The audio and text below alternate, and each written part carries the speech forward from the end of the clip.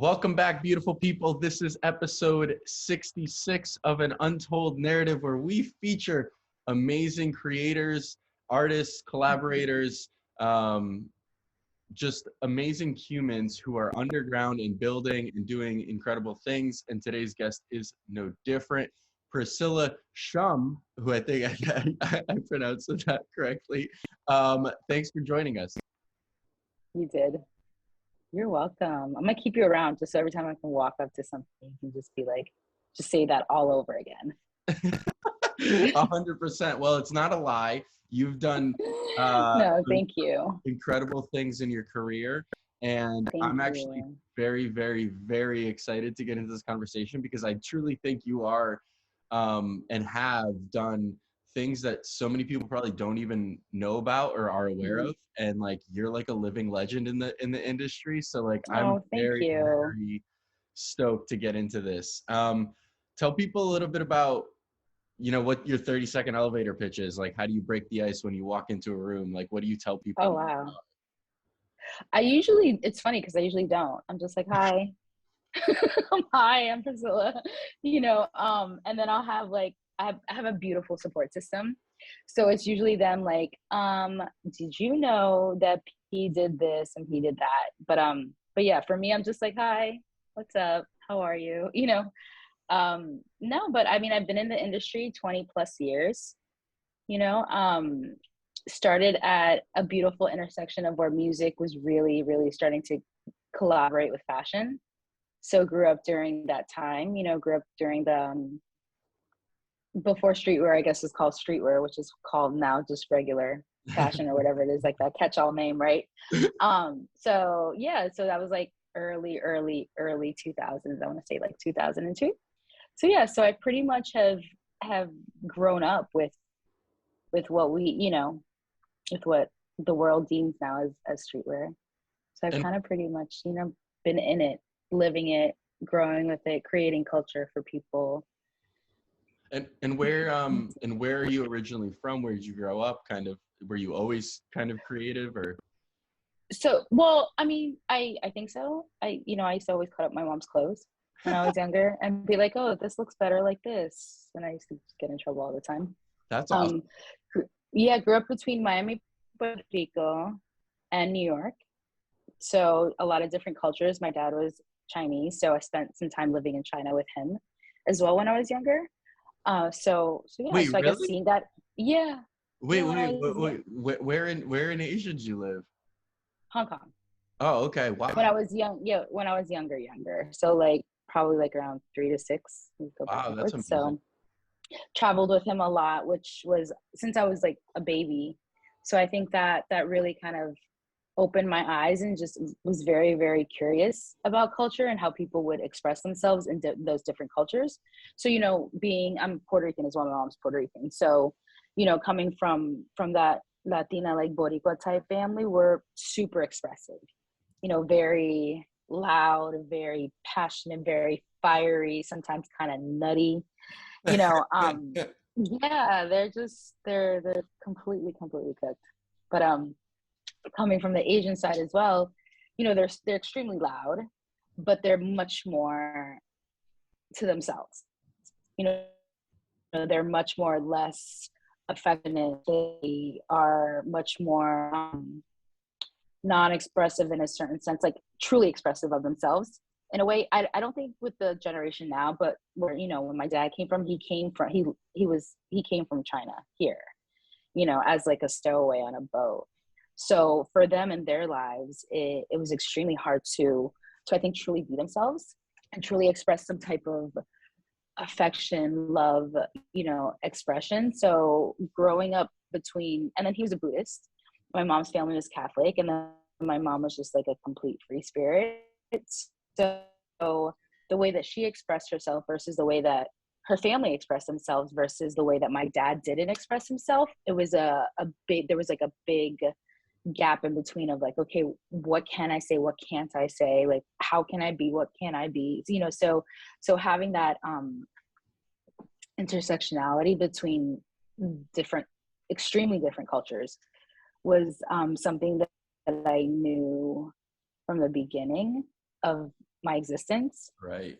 And it was difficult for me to know how I should express myself or how I shouldn't.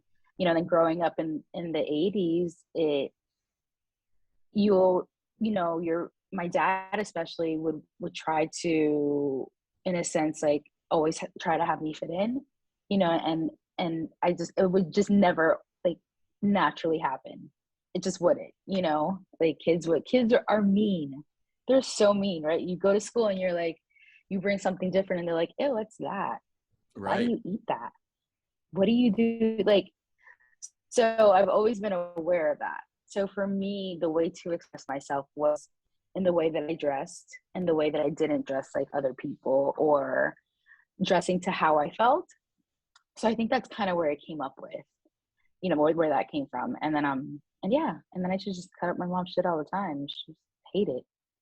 Wow. So So you've really been thoughtful about being participatory in self-expression through fashion, and the way that you look and the way that you purchase things and wear things, and from a very, very young age. it was the only thing I could really control as a kid in a world so chaotic for me, at least.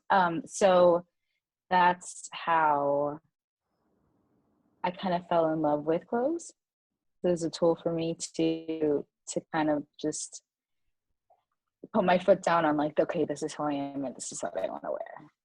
Right. So And so that's kind of how it started.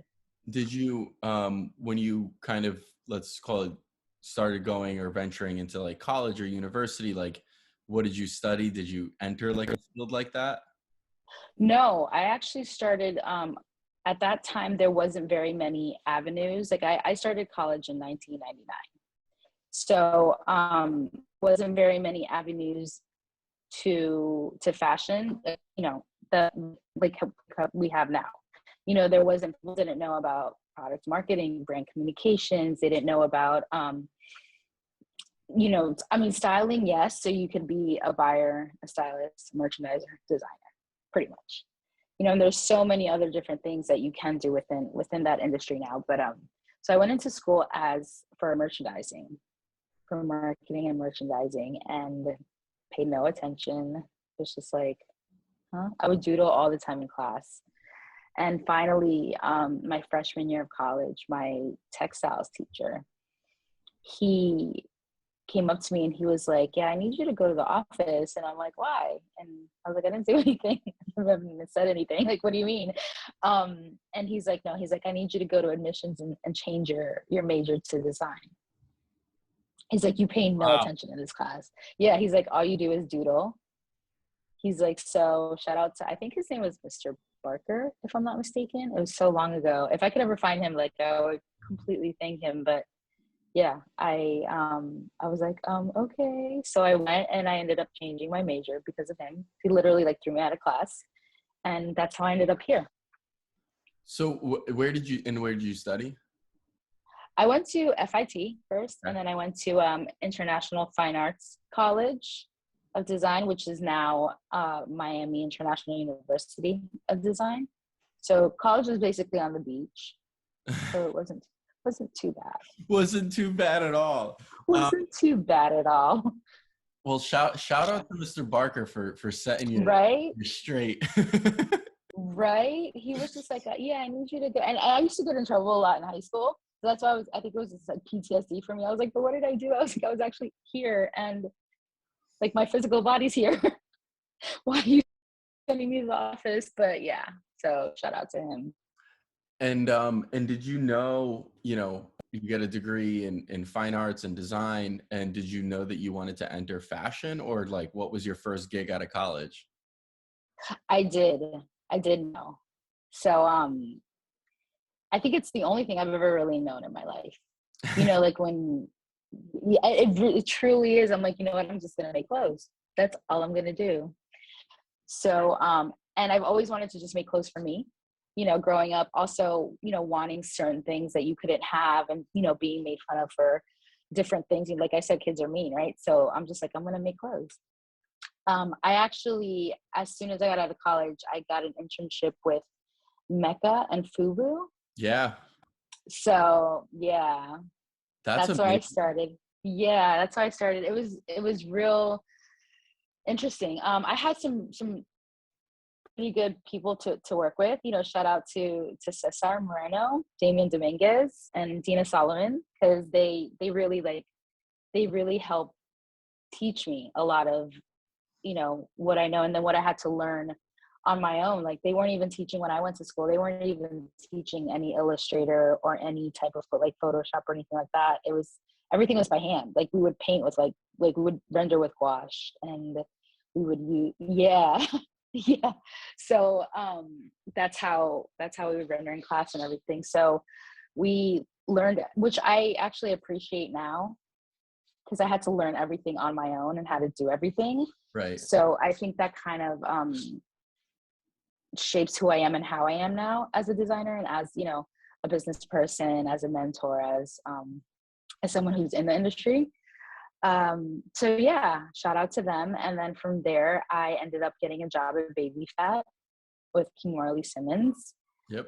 And they were Baby Fat and Fat Farm and Rush Communications, and everything was together. At that time, we were all in the same building, so that was really, really an interesting time. It was actually pretty dope, because everything was just happening, just happening, and none of us knew what we were doing.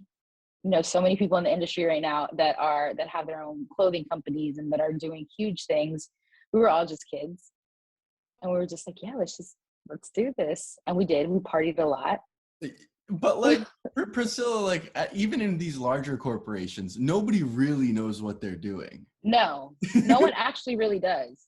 That's the thing. They start off, and eventually, as they grow, and as anyone grows, they start to learn. But once you get in there the first time, like, nobody has any idea. We're just trying to make it through. Yeah.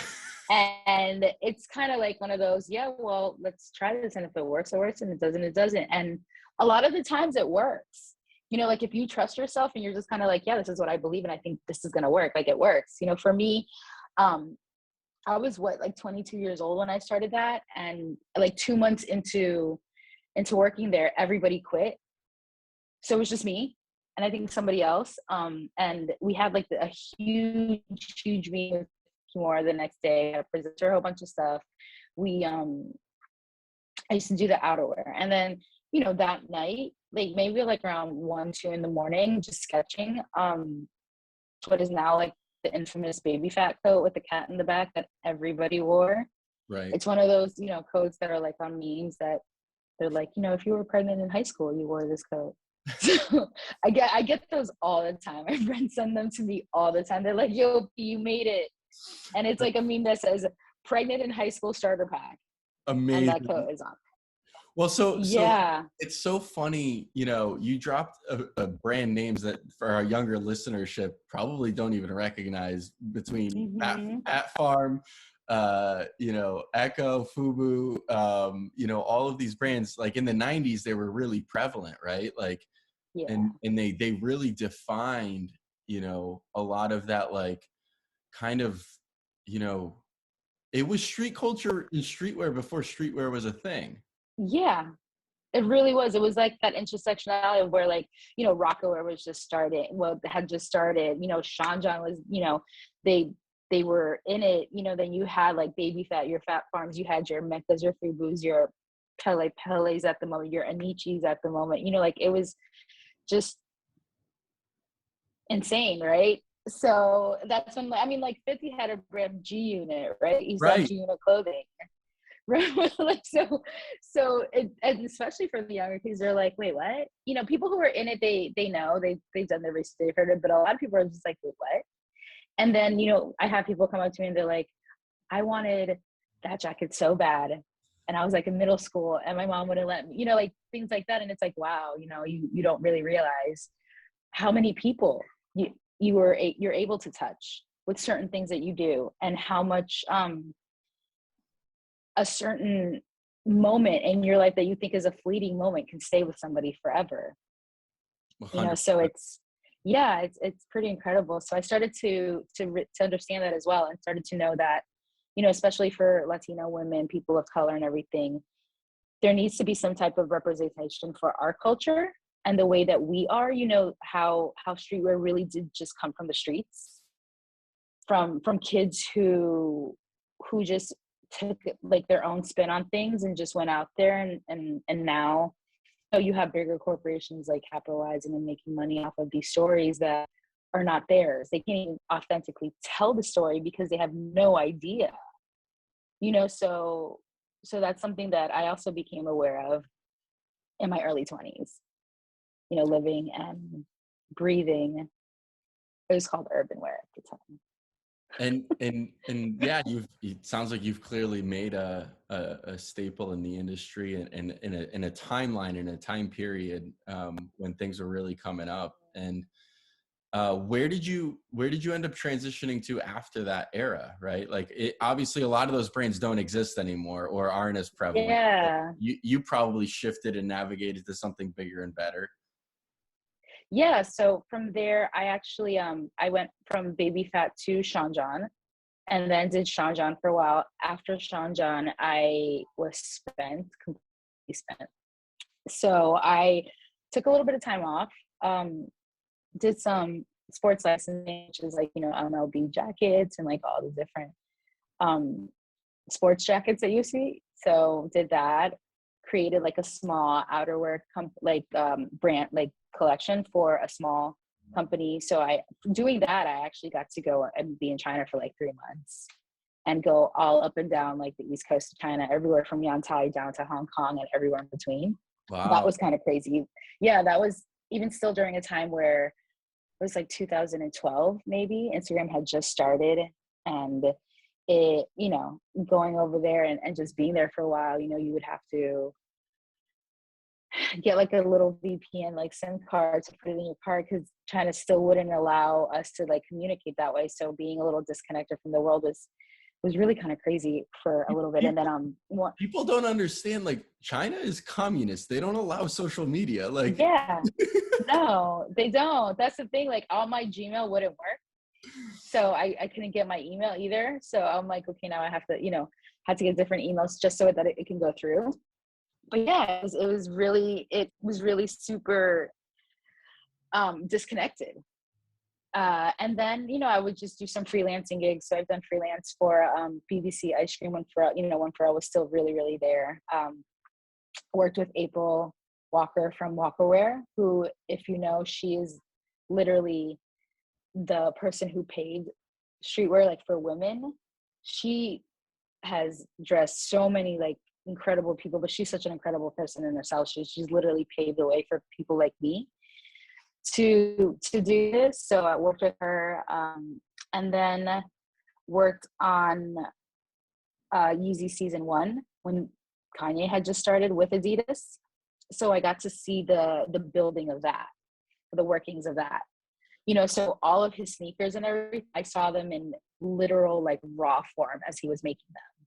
At the same time, he was in the studio creating Yeezus and Wolves. You know, so at that time it was a lot of people were there, you know, like Virgil was there, Jerry was there, Gilda from the Attica was there, Christine Centenera from Australian Vogue was there, and we would all work together. You know, Rachel Muscat used to work with them and started the Kanye thing. Yeah, so Rachel was there as well. Dirk Schrodenberg from MCM. Right now, I think he's with MCM right now. He was there too. Paul Middleman was there. Like, there were so many people there that have just spread out, you know, and done crazy things. But like I said, we were all there, and it was just like a kind of go fly by, you know, the edge of your seat, figuring out what to do, and yeah. And I imagine, like, it was, you know, if I'm listening to this and I'm listening to that incredible story and opportunity that you had to create with some of the biggest minds in the industry, how did you put yourself in that position? So through friends. Anything that's ever come to me has come through somebody that I know, honestly, literally through friends. I had a friend who's become my family, who is probably one of the biggest people in the industry, Jason Maiden. Yeah. He's always looked out for me, which, you know, he teaches me a lot of things, which I feel a certain responsibility to do the same now because he's done that for me, but he's always looked out for me. And I think this was the time during a time that he was just transitioning his life, and he brought this opportunity to me. So I was like, okay, sure, why not? I'll try it. And yeah, that's how that happened. I walked into the Adidas offices in Hudson, on Hudson Street in New York. And yeah, and Kanye was there, Jerry was there, Virgil was there, and just walked in the office like, hey, I want to do your production side of it. What's up? Literally, that's all. Has that always been Okay. the goal, that you're supporting on the production and kind of design side of things, or what is your level of involvement in these types of, like, these are major initiatives that have shaped the Yeah. industry, right? So like, what is your direct Mhm. involvement? So for me, it's always been like design, like construction, production, technical stuff. I love design, can be super creative as well, but I have a certain love for the way that things are actually made. When you start seeing how things are made, truly, truly made, and truly understand that how many people it takes to make one thing, it you develop a certain level of respect for it, right? So for me, I come from that, old school era where you've made everything with your hands. Like you have to understand how to make things. And that's always been like my biggest love, and also my biggest strength, and my biggest, contribution to anything. So, and I think now as I, build my own business and I do different projects and different things, it helps a lot, because I can not only know how to make things, I understand all the other parts of it too. I do want to go back. I mean, we could talk about and name drop a million things because you've done amazing things Yeah. here, but you mentioned a point of like, I had enough, I was burnt out, I needed a break. When do you realize those moments? I'm assuming it's happened more than once in your career. And then what do you do for yourself? How do you realize you're at that point? Because I encounter that a lot. I know a lot of listeners on the creative side encounter that a lot, and a lot of them don't know how to self-manage that. Yeah. I mean, for me, it's literally taken me about 20 years to figure out how to kind of manage that in a situation. Yeah, no joke. I I don't realize until really late, and I'm getting sick, I'm not feeling well. Every day is I'm tired. I am emotional. I am, just feeling like I'm going to lose it every 5 seconds. And that's when you start to know, you're like, wait a minute, like this isn't me. When Right. you're tired of your own shit, and you start realizing like, I'm being an awful person. Like literally, I'm just not being a nice person right now. That's, for me, that's kind of like how I know. That and you get to a certain breaking point. I think it's either continue to be the way that you are and just completely lose your shit, or just stop for a second. And for me, they've had to be like hard stops. Like this just happened to me recently in 2020, but my whole thing was like, I got really, really sick with COVID, like sent to the hospital type sick,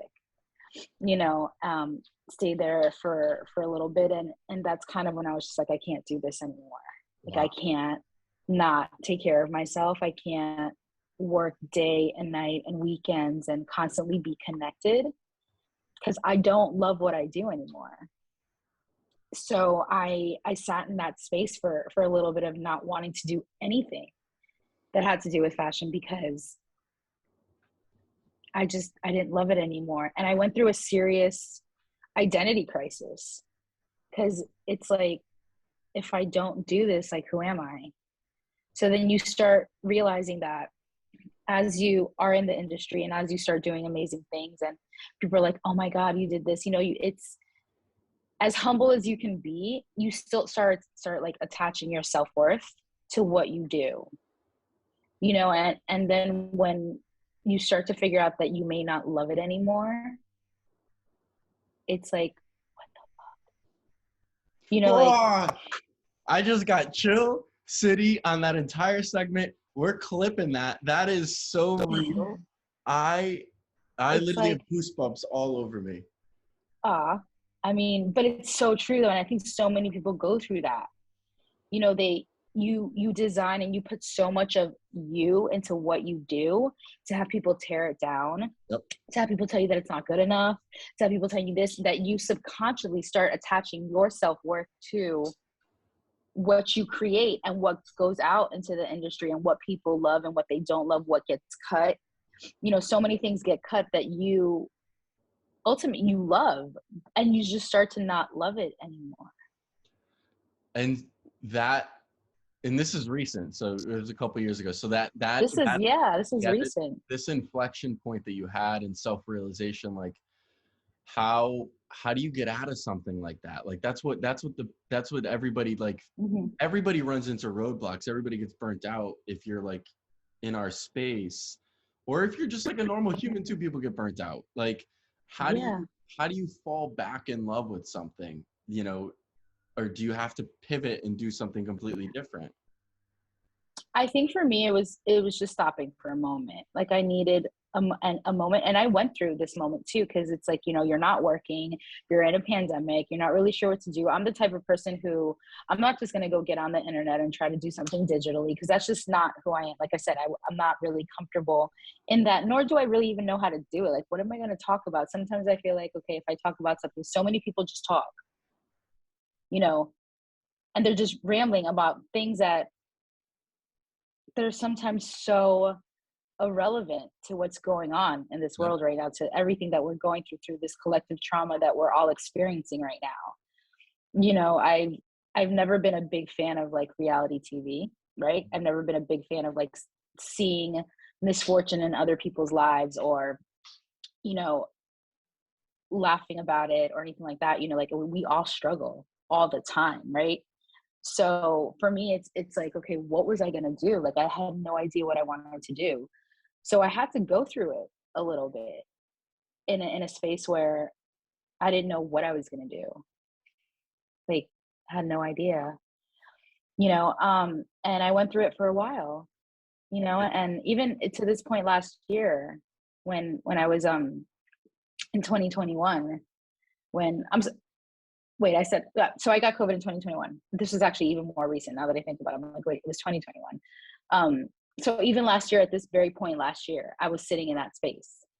I had gone through so many different things, being in big corporations, being in smaller corporations, being part of things that have, like you said, shaped the industry and how it is now, and paved certain ways for other people to do what they do. And I just wanted nothing to do with it. Nothing. And a year later today, what's changed? How are you right now? I am actually much better now. So a year can change a lot of things. I am designing again, but also doing like I'm basically building a children's business, a children's brand from the scratch. So not only design, graphic design, technical stuff, but also sourcing, production, logistics, trade, building the back end of like the Shopify with like the web developers, like working all of that, doing things that you have to do to build a brand, really, really build a brand. Like honestly, shout out to all the logistics and productions people that deal with customs and deal with, laws and compliances, because that shit is hard. It is not easy, especially when you're just kind of like, okay, wait a minute, what, people don't really realize the things that they have to do in order to import something into the United States, and what laws and everything that you have to comply, especially when it comes to children's wear, because there's extra requirements because they're kids. This has been the hardest shit that I've ever done in my life. Making clothes for kids, not even babies, but just kids, has been the hardest, the most rewarding. But what happened was, an old friend of mine that I worked with in the baby fat farm era, he used to run all of Russell's marketing, communications, like Russia, all of that. So we stayed in touch, and he reached out to me, and he's like, hey, I have this opportunity. He's like, I don't think anybody could do it but you. He's like, so I want you to come and do this. And now we're all working together, and it's been a beautiful ride. It's been stressful. Like, there's times when you start to realize that a lot of people don't have the same work ethic as you, or maybe people overseas don't have the same work ethic. And it's frustrating because you can't get things the way that we're used to getting things here in the States. Like, hey, I need you to hurry it up, right? But people are like, oh, I'm just going to go have lunch for 3 hours and then maybe I'll come back next Monday. And you're like, but wait, what? So balancing that and balancing your own emotions and your own need for instant answers, it helps you kind of really understand, like, okay, wait a minute, like, are we pushing it too much over here, right, that we get burnt out so fast? What is it that we're doing? Or are we actually, is this why we are the way that we are? Because we want everything, at 5 o'clock in the morning, we're on our phones trying to get something or do something, right? We constantly feel the need to do something. So it's been a real eye opener for me for that, working a lot. Like, I work a lot in Portugal.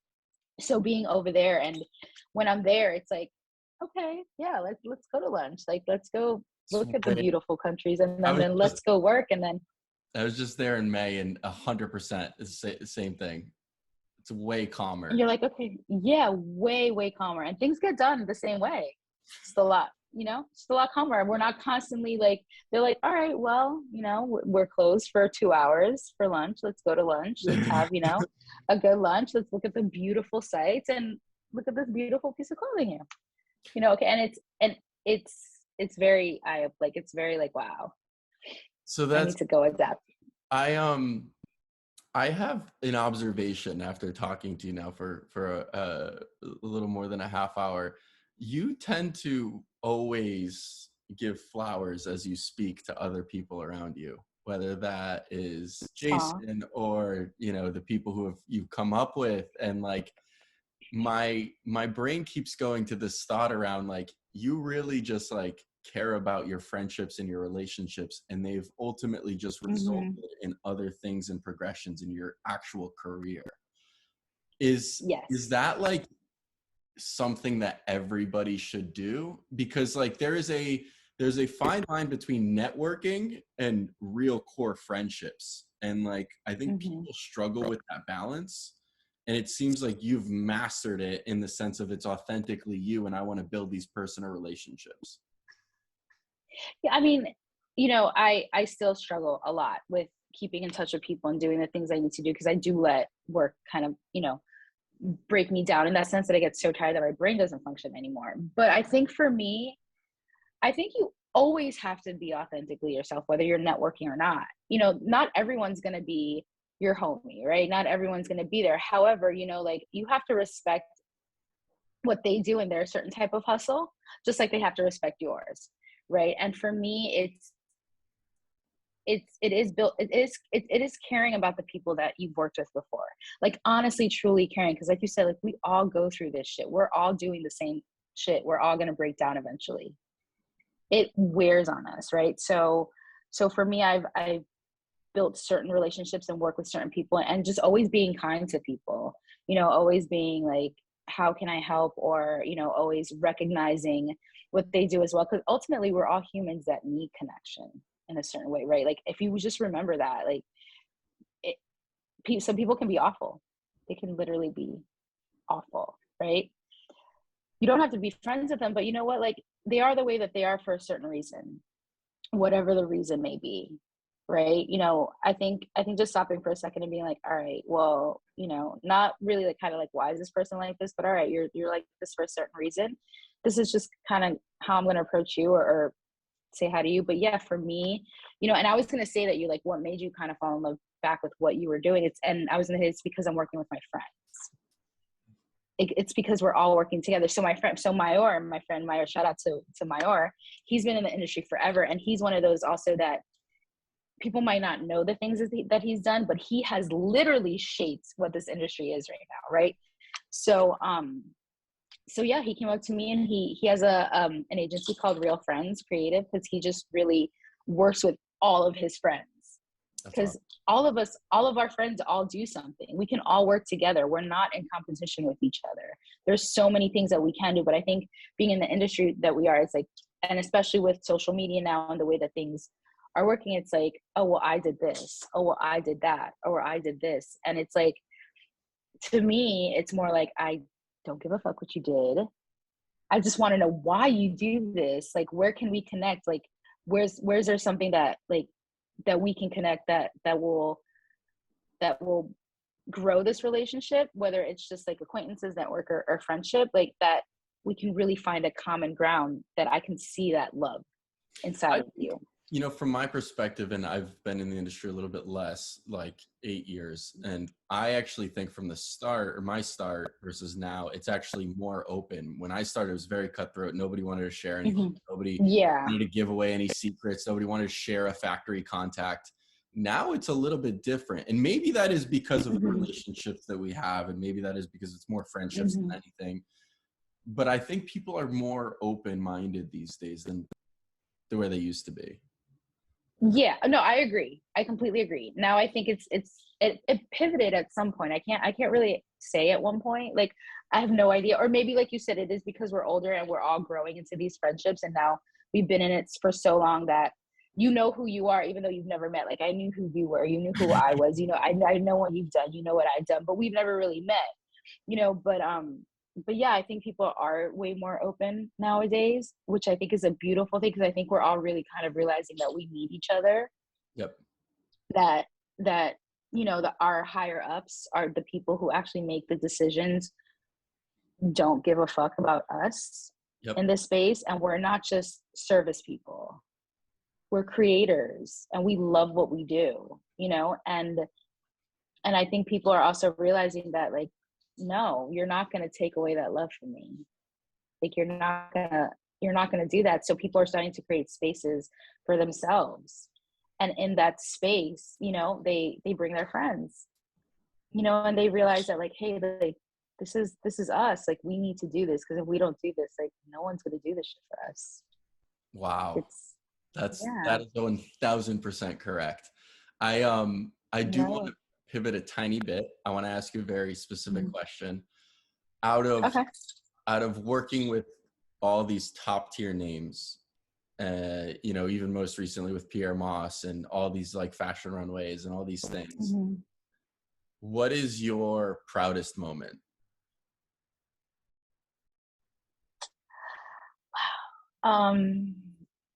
I want to say my proudest moment probably was that last really big Pyer Moss fashion show in Kingston, and watching all my community, all the community people of color just come out and really, really hold space for, you know, I hate using this word, but like, for culture, for people, you know, like that representation there, and just seeing all those beautiful faces, people that I grew up with in the industry, but not only that, like, just grew up with in Brooklyn, grew up with, you know, in different places in the world, just seeing them there really, really feel seen for that moment, I think is one of my proudest moments. It was a very emotional show. You know, I was in the back sewing things still right before the show started. You know, I remember designing that collection and literally following Kirby around the world to try to design it with him. And it was very spiritually hijacking to create that collection, but at the same time, to see it and to see how many people loved it and felt seen, and it was a moment for them that for me was ultimately like one of the best. Yeah. One of Wow. the best parts. That is amazing. And again, Yeah. another goosebump moment for me. As you're telling me, sharing these stories, these are incredible. I really hope you've definitely brought a tremendous amount of value to our listenership. I have a couple more questions for you. Okay. The first is, where can people find you, and where can they follow you, and where can they try to learn a little bit more about you, whether it's a website or your social platforms? I do have a website. It's on my I'm gonna use this the first time ever, and last time ever I'm gonna say this. It's a link in my bio. Wait, have you never said that before?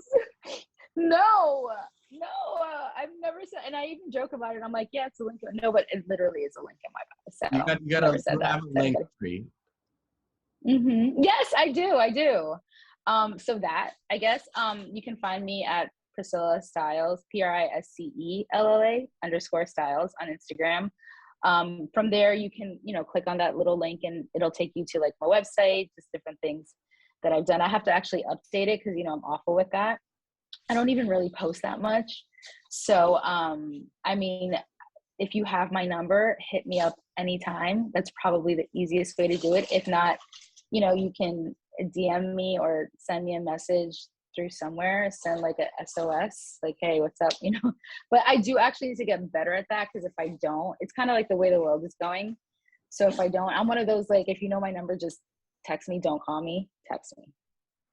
That's awesome. That's probably the easiest, like, what's that, like, it's the easiest way to get a hold of me. But yeah, I guess that little link, how you can, I love how that you can find me. I never actually said that, so. I'm happy it's the first time you're sharing that. My God, it's awful too. I'm like, oh, that sounded so weird. I want to just be like, yo, call me, but then I'm also not going to give out my number here. Yeah. Right now, if you email me, my number is on my email. So. There you go. But yeah, this has been incredible. Last question I want to ask you. After you're gone, what type of narrative or legacy do you want to leave behind? What do you want people to remember you by, or a message that or an imprint that you want to leave? Oh wow, that's such a good question. I think for me, still developing that, but what's super important to me is that I want people to remember me as someone who taught them something, or as somebody who left something with them.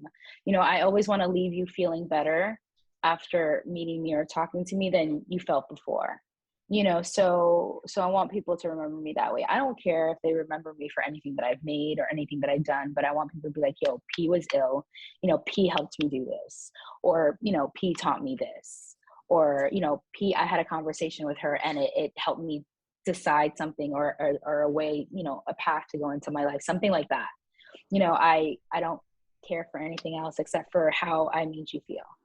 And I've been pretty shitty to some people too. So it's not all like roses over here, like, again, we're all human, and, I've had my moments too.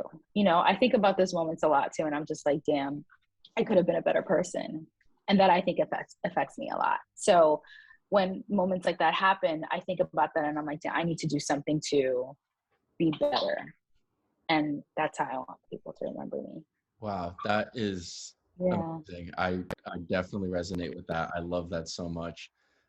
Priscilla, this has been incredible. I'm so jazzed up, and I can't wait to listen to this. I'm so happy that we got to meet officially.